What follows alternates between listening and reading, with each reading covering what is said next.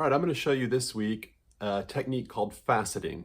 It comes from the word facet, like you would imagine on a cut stone. So we're going to be cutting faces out of our pot and then manipulating it beyond that. So what I'm going to do is throw a bowl. It opens like a bowl. It pulls like a cylinder, nice and thick. We're going to cut the facets in the side and then stretch it back into a bowl. So it's kind of a little bit of a, you got to keep track of where you are in the process. I'll try to break it down for you step by step, and we'll do it together. It's going to be a lot of fun, and it makes a pot that is really dynamic and interesting to look at. Don't worry if the first time you try this, it doesn't work. Getting the facets cut to the right depth takes a little trial and error. I find that this tool here, it's a cheese cutter, but it has a little bar here that sets the depth between the side of the pot and the wire. This is made by Good Cook, and I believe you can pick these up on Amazon for maybe 15 bucks or so, which, you know, is quite a bit. But when you see how easy it makes your life, if you want to get into this faceting game, this is a little bit of a game changer. I really like it. So without further ado, let's set up the camera and get a clear shot so you can try this yourself. I've got 3 or 4 pounds of clay, maybe 3.5 pounds of clay here. It's all wedged up. I spiral wedge this, so you can go back and look at my spiral wedging video if you want to learn how to do these bigger pieces of clay. And I am putting it point down against the wheel. That's really important. I don't want that belly button up underneath my pot.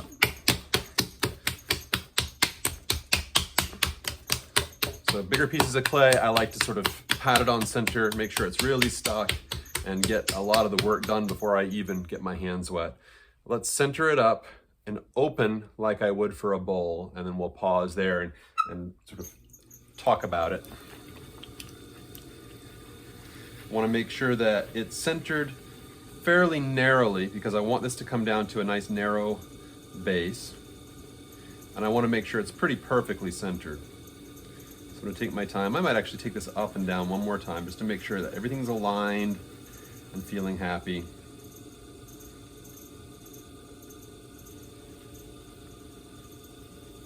All right, now we're going to open like a bowl.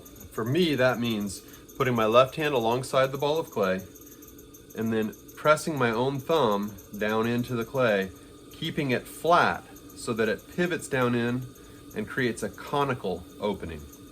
I don't want to raise that left wrist and come in from above and make a bored hole. I want to have this nice shallow V like this. And it is definitely worth taking your needle tool and checking your thickness. And right now I have got more than I need, full inch.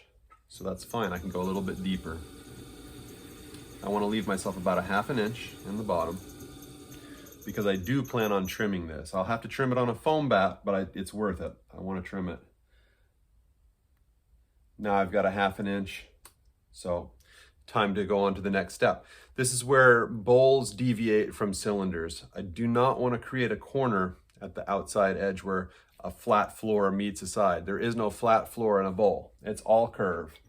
So I'm going to place my hands slightly bent backwards like this with my tip of my middle finger in the bottom of the cone, and I'm going to create a nice swoopy curve, drawing up and out and then working up and down the curve. So there's no floor and distinct wall, it's just one nice smooth curve through there. If I were making a bowl just traditionally, I would grab a hold of this thick clay and I would pull it up and out towards my right shoulder and I'd be done. But I want to show you how to do faceting. So in order to cut an even facet in the clay, you need a vertical cylinder so that you can make a slice down the side and it's going to cover the same amount of circumference all the way around.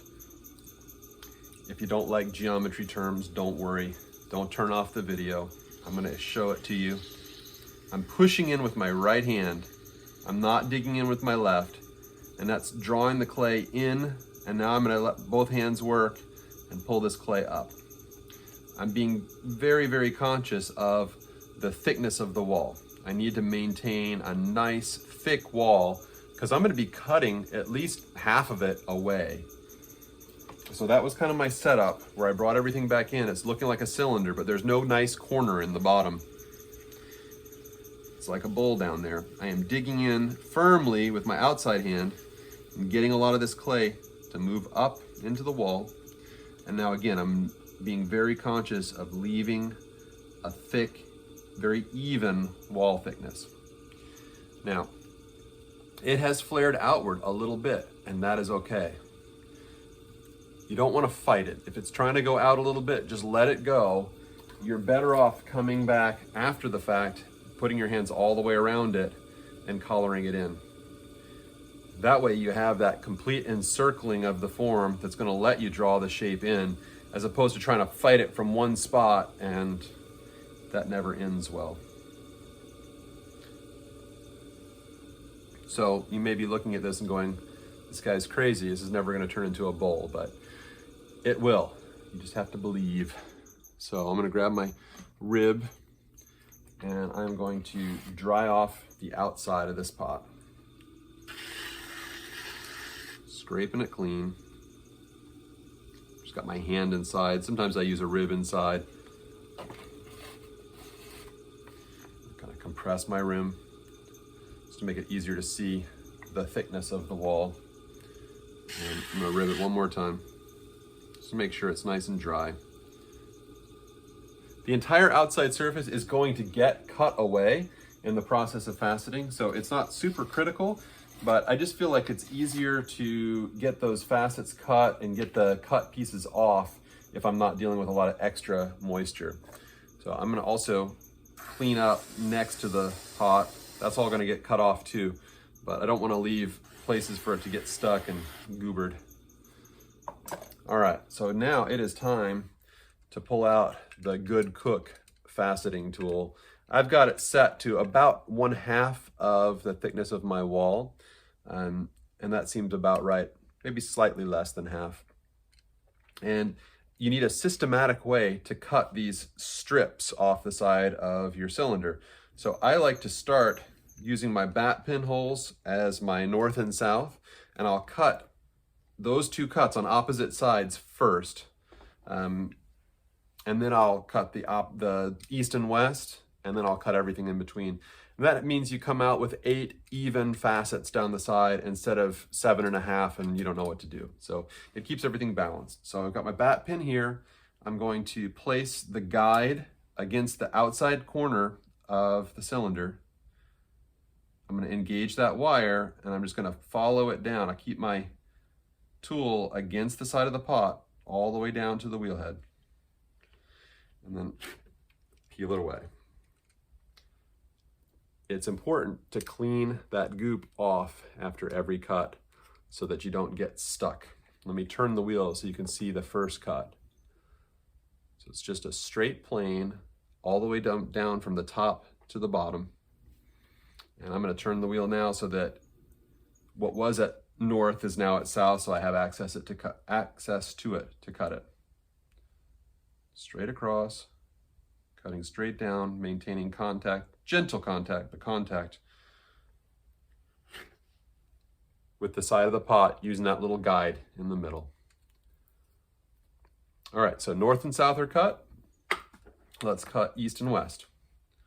So I'm just eyeballing that I'm centered between those two cuts. I'll follow it down. I'm trying to keep the tool horizontal for as long as I can. When I get to the very bottom, I've got to turn it to get it to meet the bat. But if you're consistent, you'll have a more consistent thickness of cut.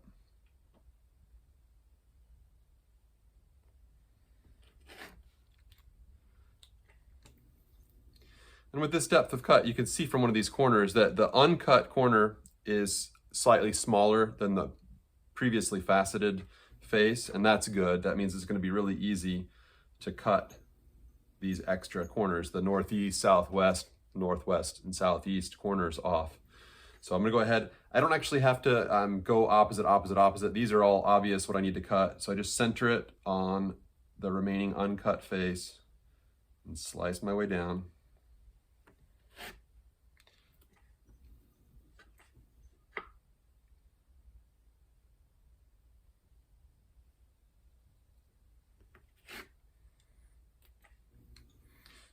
I started with a lot of clay to make this, but you can see I'm cutting all these slices off, so I'm not going to end up with a huge bowl.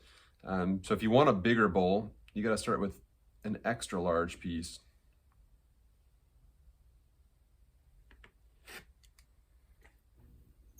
And this is where this little Good Cook cheese cutter thing really shines. All these facets are coming out nice and even.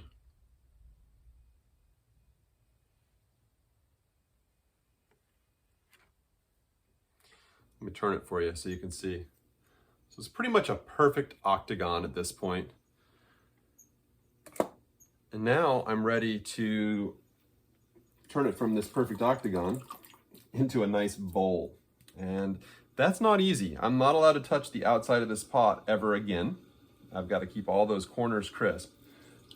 Realized I left a little bit of water inside, so I'm just using my sponge to take out the extra water. And now I'm ready to stretch it out.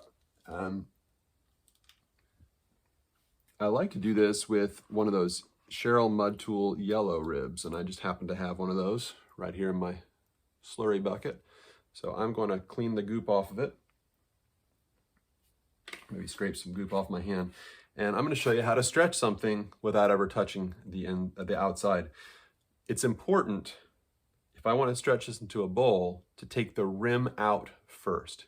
If I start at the bottom, it's going to get out of balance and messed up. So I want to use the rib and support myself. You see, I've got my right elbow down, I've got my hands linked, and I'm going to press outward at 3 o'clock and just stretch. My wheel's going pretty fast. I'm going to stretch out till about twice the diameter. Slowly, slowly, slowly bring the tool back away. Then I want to stop and show you what it looks like. So obviously the outside is still faceted, but it is beginning to take on a little bit of a twist, and it's obviously getting a lot bigger, and each of those facets is expanding. Now, right now I have kind of a goblet shape. The top is brought out, the bottom is still cylindrical. So in order to kind of be able to continue bringing the top out, I'm going to go ahead and straighten up the line from my bottom curve up to the rim by pressing out in the lower part of the pot without going too far. We'll just come up to the rim and then slowly release back towards the center. It's really important that you don't lift up through the rim, really always. There's never a situation where you want to break the plane of the rim. It always causes things to get asymmetrical. But at this point, you can see, I think, that all of those facets that were vertical are now slanting counterclockwise, diagonally up the form. I don't want to stop here. I'm having too much fun. So let's go ahead and stretch the rim out even more and get it out to a diameter that makes it feel more like a bowl instead of sort of a mortar and pestle situation. So again, bracing my stretching hand with my free hand and stretching the rim out.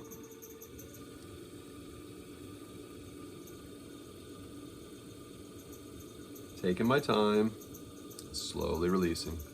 Let's look where we are. It's really getting out there into a bowl shape. I don't like the rest of the profile. That's fine. I'm going to fix that. But I've got this rim out to where it's starting to look like it'll have a proportion that I will find pleasing. You have to keep an eye on the center of each facet. Because we're completely just stretching from the inside, we don't have any recompression from the outside. Those thin areas can start to threaten you. They can start to want to tear open. And I see a couple little spots along the rim where it's getting sketchy. So I'm going to quit. I'm not going to keep stretching the rim anymore. I'm going to call that good. All I'm going to worry about from here on out is a beautiful curve from the very bottom center up to the rim. And so that's really just about tracing that curve in space with my rib without ever pushing it too far out. There's no collaring back in. Once you get it out farther than you want, you just have to live with it. So I'm going to press out near the bottom and kind of smooth out that curve a little bit, taking my time, No hurry. So I've gone from a sort of goblet-y shape to a much more conical rice bowl type shape. And now if I want to have it be more of a hemisphere, really generous feeling open bowl, I can put that final bit of curve in there. So let's go ahead and do that. I'm going to start again at the very center. At least my contact point is at the very center. I'm going to press out in the base a little bit more. Come all the way up to the top, and then slowly release back towards the center so it can find its way back to round. Now we've got a really, really nice, generous, hemispherical type bowl shape. There's no funky little corner down in the bottom. It just looks like a bowl that's continuing from the center low point up through a nice curve. I've got spirals in there. They're pretty close together. So I like to finish off with one final pass where I slow the wheel down and slightly speed up the rate at which I'm traveling from the center up to the rim. And that gives me a little bit broader brush sort of spiral in the bottom, and I think it's worth it to do that. These pieces will get trimmed because I left clay intending to trim. I am not going to put a chamois on this rim. I realize you can probably see there's some sharp points. There's kind of a little sharper lip up at the top. If I go in there with a chamois, I'm going to destroy all the crispness and geometry of this really beautiful faceted form. So I don't want to do that, but at leather hard, I do want to go along with the pad of a finger, the pad of a thumb, and gently press, I call it touching back the hard edges. I don't want to leave it 100% crisp, but I don't want to destroy the geometry of it. So I'm just going to kind of go along and touch all the places, maybe the top of the rim, just to make sure I don't have things that are going to be vulnerable to chipping. And that's all I need to do there. I will trim it on a foam bat so that I don't damage any of those edges. And I'll trim a regular foot. And when you're trimming beyond the foot on the outside, you just have to not worry about the fact that it's cutting sometimes and not cutting when you're in the faceted areas in between. Just hold your tool really steady and trim it up. I do like to take my wooden knife and make a little tiny groove right at the base to make sure that that last little bit of clay that was left behind by the faceting tool doesn't pick my wire up and end up cutting the bottom unevenly. It's just a nice little tip. You can do that on plates. Just creates a little starter groove for your wire to get in. So there it is underneath there, and then I can spin the wheel and wire underneath. And that is a faceted bowl thrown from start to finish with the help of this handy Good Cook faceting tool. If you want to try it before you order your Good Cook faceting tool, just hold your wire really taut and sight down, try to cut without cutting in deeper into the pot or cutting out away. If you see the two ends of the cut coming down perfectly parallel, it means you're cutting straight down. And I did it for years that way before I broke down and bought one of these cheese cutters. But yeah, I don't think I'm going back anytime soon. Thanks so much for your attention. I hope you really enjoy this process. You can apply it to other things other than bowls. It works nice for vases where you stretch the middle but leave the top narrow, and you'll still get a dramatic shape. I've even used it for teapots and covered jars. So faceting is just a general process that you can apply to a lot of different forms and create this really nice dynamic swirling spiral shape. The last shot I wanted to get you was a nice close-up of exactly how this thing looks from the side in profile. And you'll notice that the points of those initial facet cuts, because they were thicker, they ended up higher up the form, and the areas between that were thinner are recessed down below the general level of the rim. And so you get not only this cool shape on the outside, you get this nice undulating rim that's really satisfying. You may notice as this thing goes around, there are a couple of imperfections, and trust me, you just want to let everything get leather hard before you mess with any of it. There's a place where my slice sort of dragged a little bit as it was coming off and made a little mark. And I'll just take a dry finger and just rub that. There's also a little spot that might have been a tiny air bubble. And when it gets leather hard, I may try to resolve that, but absolutely leave them alone until they get leather hard. And then you can really enjoy the trimming and the final light finishing. Don't use a sponge, just use a slightly damp finger, and hope you really enjoy this project.